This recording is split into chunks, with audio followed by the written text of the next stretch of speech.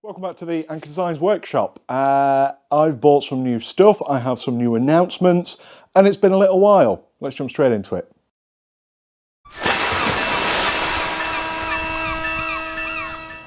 So to start off, I have been using my Myford lathe a heck of a lot lately, and mainly for making adapters for spindle nose adapters for the wood turning side of the workshop. This is the lathe that I've had for many years, and it is brilliant. It is really good. And I wanted one with a gearbox, to be honest. I have bought some more kit and etc, and I'm always trying to upgrade what we've got. So I have bought a Myford Ml7 TriLever with the gearbox. So I will show you that. But my first purchase has been upgrading the Myford to another Myford. So here it is. The big difference, of course, between my old one and the new one is, of course, the gearbox. This is known as a TriLever model. If you're not familiar, we have effectively 3 belts at quick speed changes very quickly. So these 3 levers here are for changing the speed kind of instantly from one step to the next step to the other. I've also got kind of like a twin pole motor as well, which allows me to go from low speed to high speed, as well as having the selectors here and reverse, which I didn't have on my last lathe. So when I was threading, I was basically just going backwards with the lathe, taking out the cross slide, reversing it back, traversing back to my starting point, engaging, and then going back again. And it took quite a bit of time, and the change gears, you know. This one came up and it's in great condition. Now, to be honest, it's a little bit high because I've had these box section parts underneath for meant to be leveling. It's a little bit high now, so I'm going to be putting this back and perhaps get some proper genuine Myford raising blocks. But just to show you very quickly the TriLever. So we've got the low speed, which I believe is around 190 RPM. We can then go medium speed and then high speed. And what is nice with this machine is we've got, there you go, high speed. I'm not going to put it in reverse because I don't know how tight this truck is on, but we have got the reverse function now. And the gearbox, I'll move you very close into this so you can kind of see what we're doing here.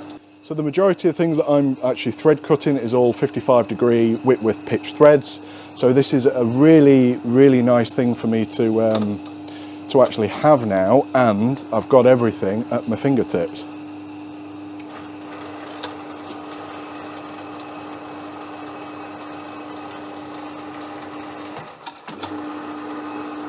Super duper happy. Makes life so much easier, but not needed. Very nice, very happy. And then just for those of you that might want to know, this has been sold to another Myford enthusiast, so it's nice that it's kind of kept within the community and not going to someone that's not in the, I don't know. It's gone anyway, so in case I get any messages for that, it's unfortunately this is now sold, but it's quite nice that I can kind of bring you along and show you farewells and goodbye. This is kind of just a very quick restoration update of things that I've been slowly working on behind the scenes. This is, of course, a Denaco Bobbin spindle sander. Now, the motor was completely knackered. It is a Parvalux motor, a double-ended thing, and it's very clever how it works. And I had to get it hand rewound. But the point of the new Myford, I've been doing a lot of kind of modifications and internal boring and tapping and threading for restoring these machines. So this has had a full rebuild. I've not recorded this because I hate doing restoration videos, to be honest. But I just thought I'd show you that is next to be kind of finished and completed. Now, a lot of you know that I have got obviously quite a few pillar drills around in the workshop, but I've been wanting a tapping head. Morse Taper 2, I can't remember the name of the company, Tapmatic or whatever they're called. And this is a Morse Taper 2 Startrite Mercury drill, and it's got the reduction gearbox as well, which is super nice, which allows me to put in the Morse Taper 2 tooling, and as well as, you know, things like maybe a collet in there if I've got a bit of an odd sized tool, a large countersink, the rotor broach attachments that you can have. This was from a good friend of mine, and managed to pick this up pretty well, but it needs a lot of work to kind of get it back to being, I'd say, functional, but it means that I'm going to be upgrading my other pillar drill that I've got for the woodworking side. So that's another project ongoing, and I'm doing updates on Instagram if you want to check it out.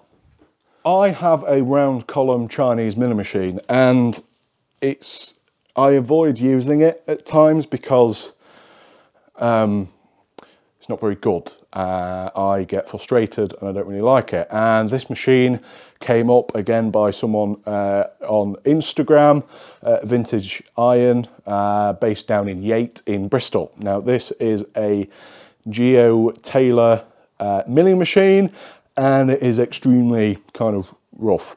The spindle, I've managed to get the spindle out, and I've managed to free up these tables, but this is another ongoing, quite a large restoration project that I'm also working on.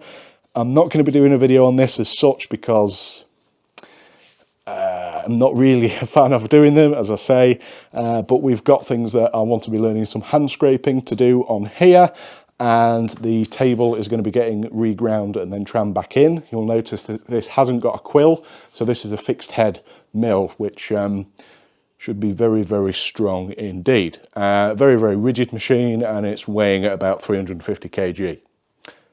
Let's bring over for some closer looks. Now, unfortunately, for those that are into the stock market, you should have bought shares in WD-40 before I purchased this machine, because no doubt they have gone up. This was all solid when I purchased this, and this did have a mechanical transverse feed on here. Unfortunately, that is no longer there, but this will be another candidate for changing to 3-phase with a variable frequency drive, as well as fitting a digital readout and getting this kind of in as tip-top condition as I possibly can. Luckily, when this was stored, it was stored in such a way that the table was at its utmost top position, which has kind of saved a lot of the gibs and has kept it from basically dying. And it's very stable. The gibs have been released now, so there is some wobble in there. But under the surface, it's pretty. I'm very happy to have it. On to my next trick. So my last video was me kind of going through and mentioned that I was restoring a Walker Turner, the driver, wood turning lathe, and I don't have a lot of space now because I've got too many machines. So I've done this.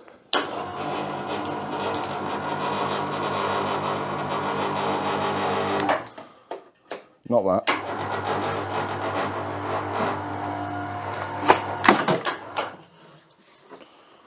That'll do.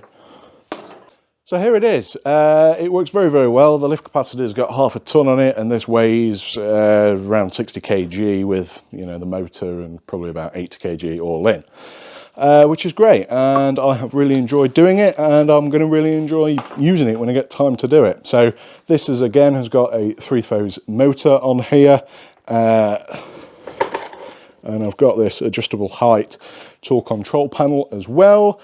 And of course this allows it to go up and down, which I'll kind of show you what I've done here. So when it's in storage mode, I don't want this control panel to get in the way. I've just welded up some 20x20 by some 20x25 box, and I've threaded in a bolt here, and I can move this out of the way when I'm turning, and then yeah, it's nice and available. So just very quickly about this lathe.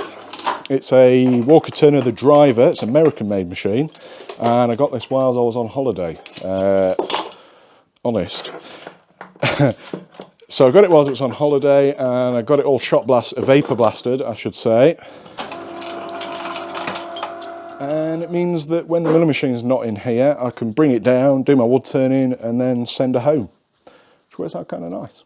It's all been, as I say, primed, etch primed, properly primed, flattened, top coated, and with contact coach enamel.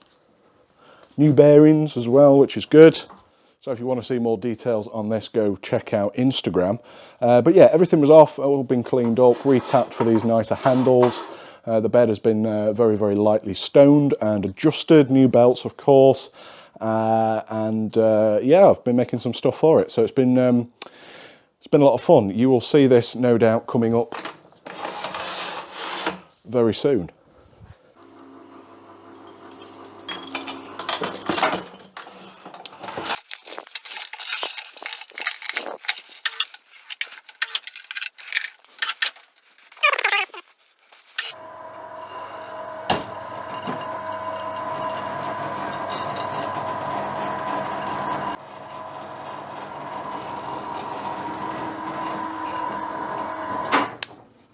There we go. Just don't stand under it.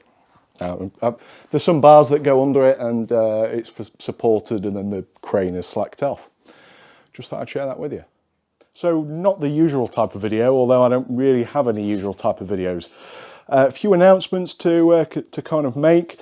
Me, Rosie's Restorations and Matt from Hex MFG Manufacturing have started a podcast and it's called the UK Makers Podcast.